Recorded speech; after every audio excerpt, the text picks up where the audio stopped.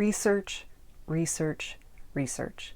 The internet is chock full of amazing resources to help you be your best artist. I have a question for you though.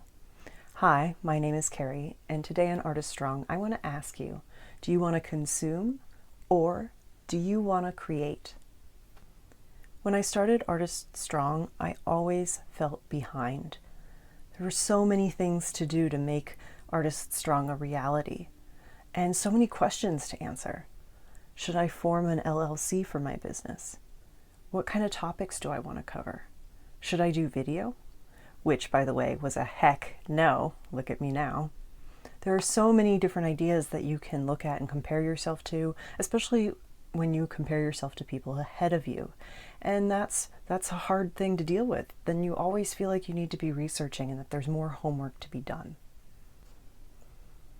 In fact, I'd spend hours on doing all of this research and use that research and this need for this research to find these answers as an excuse to justify my lack of art making.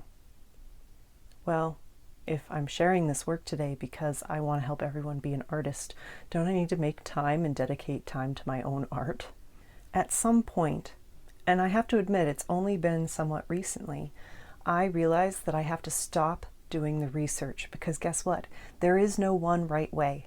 I need to just start acting and making art and making content to share with my community and the larger world. Because if I don't, nothing will ever happen. The most productive and successful artists don't agonize over which action to take, they just take action. After they make these choices, they reflect on them, they learn from them, and then they decide what to do next. They don't discuss the endless merits of one paintbrush brand over another, or they don't spend hours and hours agonizing over which email provider is the best one to use. They make a choice, they act on it, they learn from it, and they reiterate. You make changes after you have experiences that give you knowledge to grow. Recently, I've unsubscribed from a load of online business content. I was getting emails from all kinds of people. I love learning, so my inbox is prone to being filled with people giving me all kinds of resources and information. But I've made a new commitment to myself. I know I have all the tools available to succeed with or without those emails. And so I've unsubscribed from most of them, not all of them. And I still think it's important to be a constant learner. So here's my new commitment. I'm only allowed to consume while I'm making art. I'm going to say that one more time. I'm only allowed to consume if I am also making art.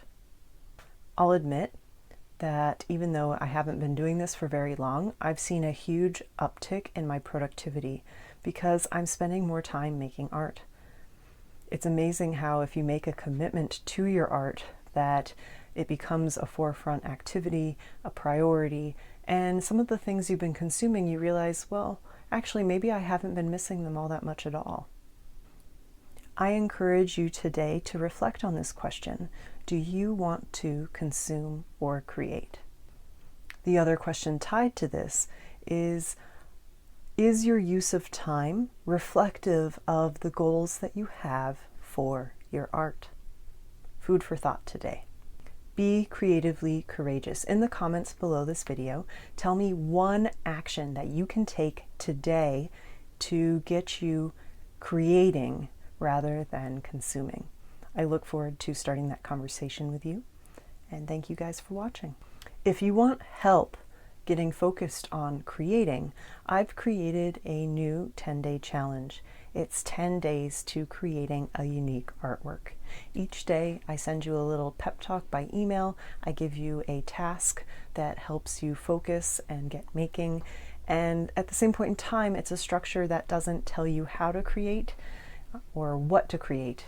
It gives you guidance and a structure to find your own creative voice. I hope that you'll consider joining me for the Soul Brush Sessions, 10 days to create an original artwork. All you have to do is click the button below this video to get started.